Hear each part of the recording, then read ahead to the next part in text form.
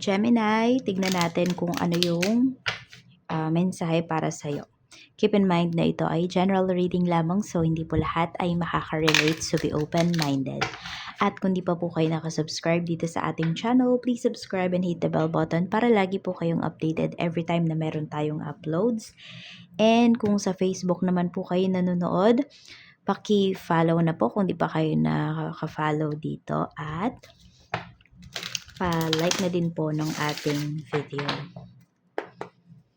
Sa mga nais naman po mag-avail ng ating private readings, ng ating rituals, ng ating Tiars products, meron tayo ditong Tiars EEA necklace, meron tayo ditong Tiars bracelet. So para saan ba yan? Still marami pa rin nagtatanong. So para po yan, pangontra sa kulam, sa barang, sa sumpa, sa mga nag-i-evil eye po sa inyo, sa pangmalakihang aksidente, sa mga naiingit sa inyo.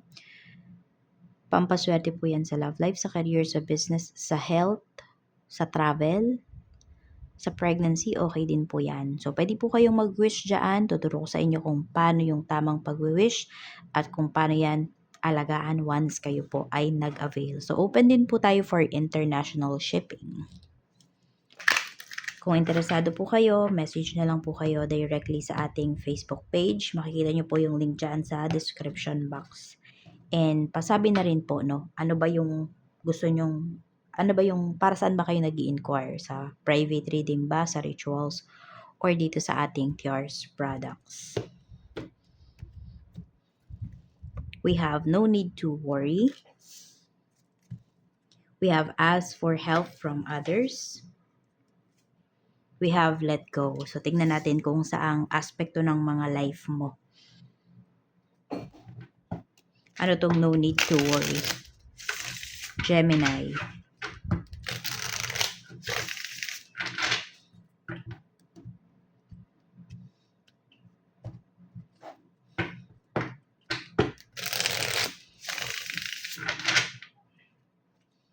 We have the Chariot. May travel ba kayo dito? Ayan. Huwag na daw po kayong mangamba kasi matutuloy siya. Meron din po dito is kung saan man po kayo pupunta, magiging safe po kayo. Kaya no need to worry. Kung may magta-travel lang naman dito by land, so huwag po kayo masyadong mag-alala. Think positive kasi magiging positibo naman po yung pag-travel ninyo. Makakarating talaga kayo ng maayos doon sa pupuntahan po ninyo. Yun lang, meron dito, kung kayo naman ay meron kayong sasakyan tapos hinihiram yung sasakyan ninyo, just say no. Oo, para wala kang worry dito, wala kang worries dito. 'Di ba? Kasi safe yung sasakyan mo kasi hindi mo ipapahiram. Siyempre may risk yan kapag once pinahiram mo. Kahit sabihin natin sino pa yung nanghihiram niyaan, meron ba dito, meron kayong OFW, kunwari yung asawa ninyo, tapos may nanghihiram ng sasakyan, family niya or family mo. Huwag kang pumayag. Yan, mag-aalala ka lang. Lalo na kung hindi maingat yung tao na yun. Or syempre, baka nga hindi maging maingat yun kasi hindi naman sa kanila at pwedeng kayo pa or ikaw pa yung magpagawa, Gemini, once masira yan. Tingnan natin. So, ayan na, para wala kayong worries, mag-say no po kayo. At kung kayo naman ay magta-travel, huwag kayo masyadong mag-isip ng mga negativities. As for help from others, we have the moon. Medyo nagdadalawang isip kayo pagdating sa paghingi ng tulong. Kasi, yun, syempre ayaw mong ma-reject, diba? And also, pwedeng wala ka talagang mga tao na sa tingin mo mapagkakatiwalaan mo na pag nanghingi ka ng tulong, hindi nila ipagsasabi. Yung ganyan. Kasi pwedeng naranasan mo na nanghingi ka ng tulong tas pinagkalat. Parang yung tao ba na hiningan mo ng tulong, masyado niyang pinapabango yung pangalan niya, yung tipong ganyan. So kung wala, ang gawin mo na lang is mag-pray ka and tawagin mo yung mga guides mo. Natulungan ka nila sa pagdedesisyon or ano ba yung tamang approach dyan sa problema mo na kinakaharap. Pwede kang mag-meditate. Yun na lang yung gawin mo kung sa tingin mo talaga wala kang taong pwedeng pagkatiwalaan. Ano tong let go? We have 9 of Pentacles. Ito. Tingnan natin ha. May perang involved dito merong nagbibigay sa'yo ng pera na hindi siya masaya. Alam mo yung hindi bukal sa loob niya. Ayan. So, let go mo na to kung kaya mo namang i-let go talaga. Kasi sa halip na gumaganda yung finances mo, ang nangyayari, maliban na lang kung utang to ha, ibang usapan yon. Singilin mo tapos after niya makabayad, wag mo na siyang paulitin. Kasi mabigat, meron dito mabigat yung energy. Oo. Pero meron din talaga dito, binibigyan ka ng pera na hindi bukal sa loob niya. Kaya kung napapansin mo, baka bumibigat yung dating ng kaperahan mo. So, iyan yung nangyayari. Let go mo yung tao na yan. Pwede kang magpa-cord cutting. Oo. Or, cord cutting, cord cure, pwede. Ganyan yung gawin mo. Or, sabi ko nga, mag-meditate ka na lang dito. Protect mo yung energy mo towards dito sa tao na to. Kasi may binibigay siya sa'yo na hindi bukal sa loob. Napakabigat po niyan sa life kapag ganyan. More on, lalaki. Ayan. Male figure. Tignan natin. Pagdating sa emotion mo ngayong araw na to. We have 4 of Wands. Very stable naman yung emotions mo dito. Yan. Positive din naman yung iyong mga nararamdaman. Pwede rin kasi yung iba, yung sa mga hindi magta-travel to, more on. Kasi ito, pwedeng nasa bahay lang. So, mas panatag kayo. We have 9 of Wands. Ito naman yung iyong kaisipan ngayon. So, may mga pinipigilan ka talaga, no, na maisip. Kinokontrol mo yung iyong isipan. Medyo exhausted din yung iba sa inyo. Parang gusto nyo munang mag-relax. Yan ang pinapakita rito. Kamusta naman yung iyong spiritual health? We have 8 of Pentacles. So, more on tinatrabaho mo pa to. May mga bagay ka nga talaga na kailangang i-let go at may mga bagay ka na dapat mo talagang pagtuunan ng pansin. Could be, ayan, yung intuition mo, wag mong babaliwalain yan. You are working on your spiritual health. Mas ramdam mo din yung energy sa paligid mo ngayon. Lumalakas talaga yung intuition mo. Nagiging heightened siya. Parang extra sensitive ka ngayong araw na to. Some of you rin, kung babae kayo, kasi pwede po na may dalaw kayo. Ayan. Three blessings na pwede mong ma-receive. We have Death card. Ayan. So, mga pagbabago po ito. Pero yung pagbabago kasi na to, Gemini, ikaw lang yung makakapagpabago nito. Hindi siya bigla ang mangyayari. It will be based on your decisions. Yan. So, kung gusto mo ng pagbabago ngayon, mag-decide ka. Kung naguguluhan ka naman, you do some meditation. Kung hindi ka pa talaga ready na mag-decide, naguguluhan ka. Yan. Pwede mo ring i-balance yung mga chakras mo. We have 3 of Cups. So, friends, ayan.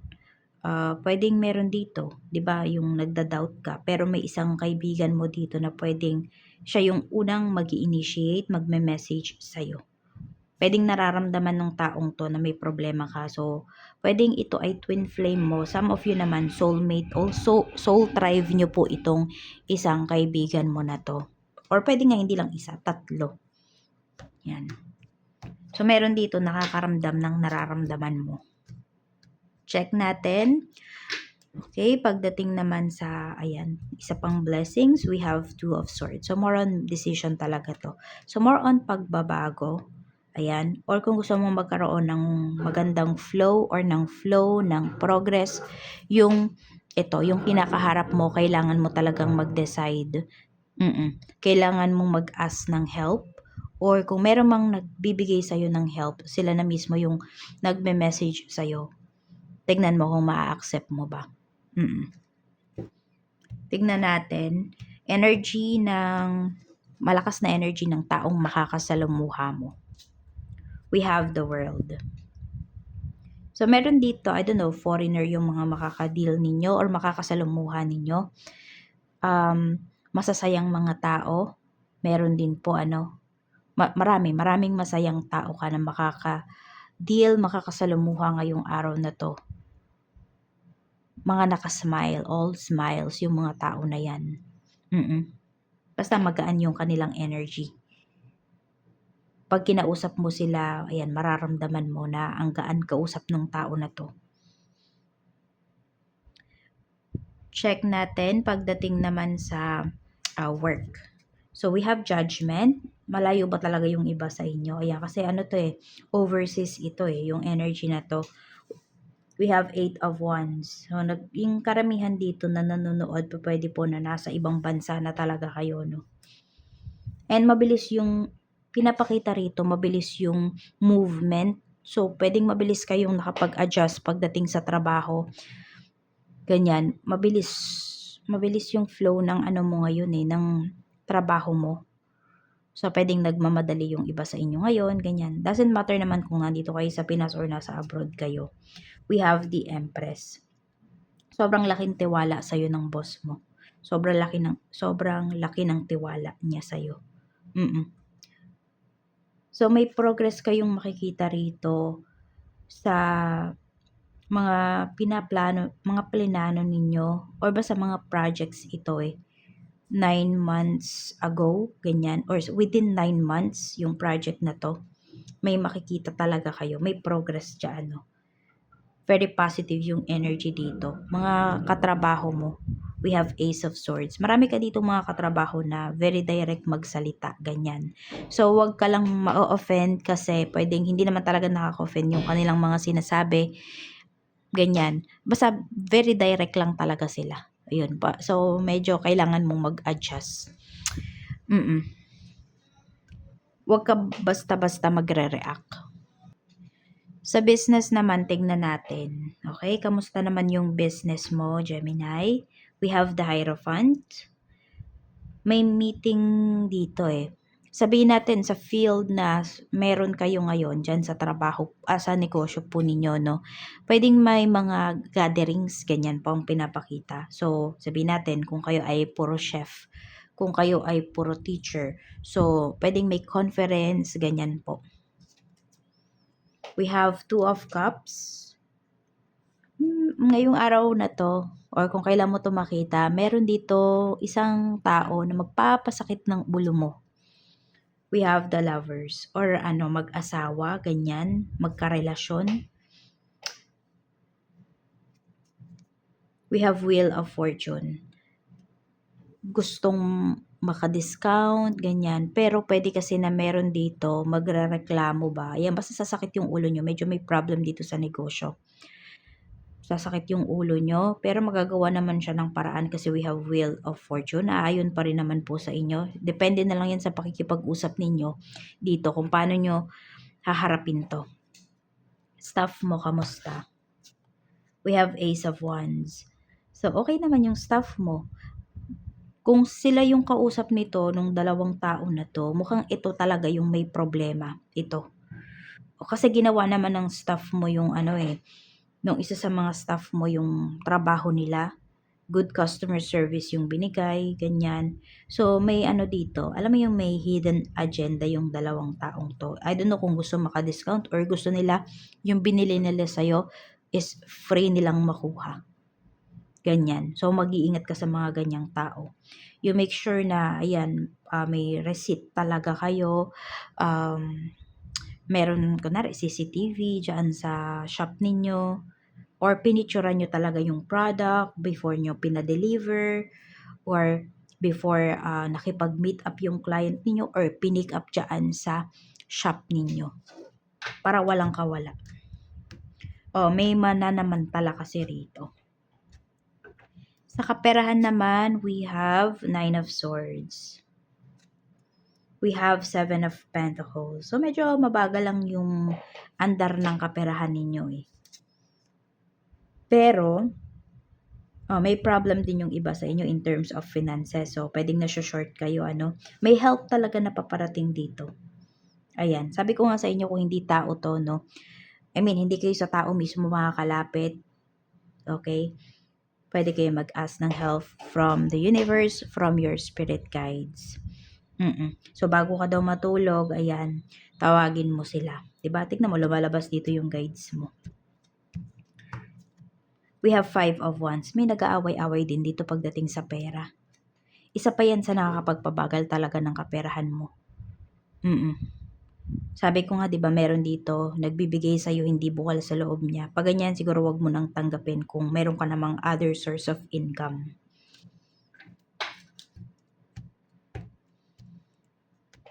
Sa love life naman, kamusta po? Kamusta ang love life? We have 8 of Swords. Nasa isang toxic relationship pa kayo. Tignan natin ano yung unresolved issues. 3 of Pentacles. We have the Devil. Bad influences coming yan sa side ng person mo. Pwedeng mga friends niya yan, co-workers, nagiging bad influences sa kanya.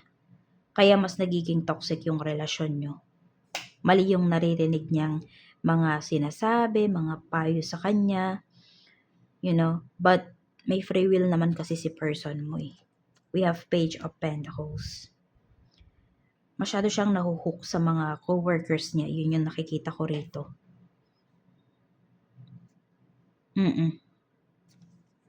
We have the Fool. Baka ang kaagaw mo rito, katrabaho. Meron ba? Gemini, ayan.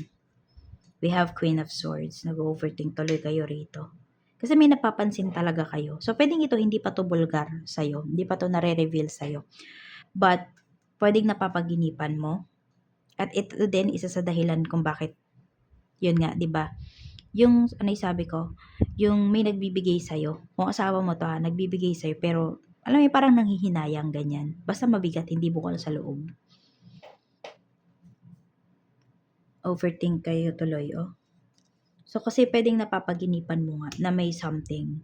So, kung more than 3 times yun ang napapaginipan na mayroong iba yung person nyo, ang kailangan yung hindi nyo kailangan komprontahin eh. Kasi di naman naamin. Ang kailangan yung gawin, maghanap kayo ng ebidensya. So, kailangan may pag-detective kayo dyan. Kasi baka magaling magtago tong person mo. Ano ba yung nararamdaman niya sa'yo ngayon? We have King of Wands. So, meron pa rin naman siyang nafe-feel sa'yo. No? At sabihin natin kung nagbibigay pa nga rin siya, kung ito ay asawa mo, pwedeng nagbibigay pa rin siya ng, sabihin natin, ng finances, ganyan, ng financial, umuwi pa rin siya sa bahay, pero may nafe-feel ka nakakaiba. Na hindi mo lang ma-pinpoint kung ano.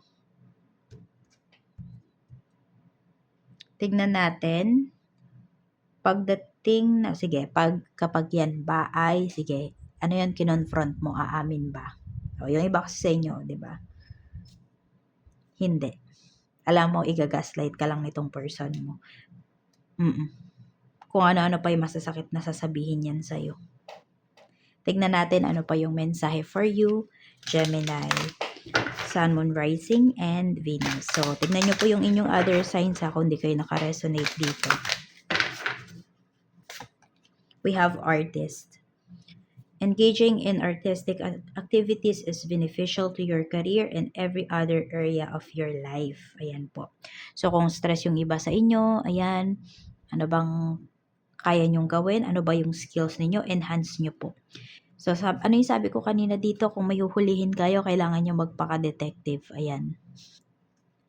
So, lalabas ang artistic side ninyo. Ayan lang po yung mensahe para sa'yo. Maraming salamat, Gemini. Ingat ka and see you again on my next video.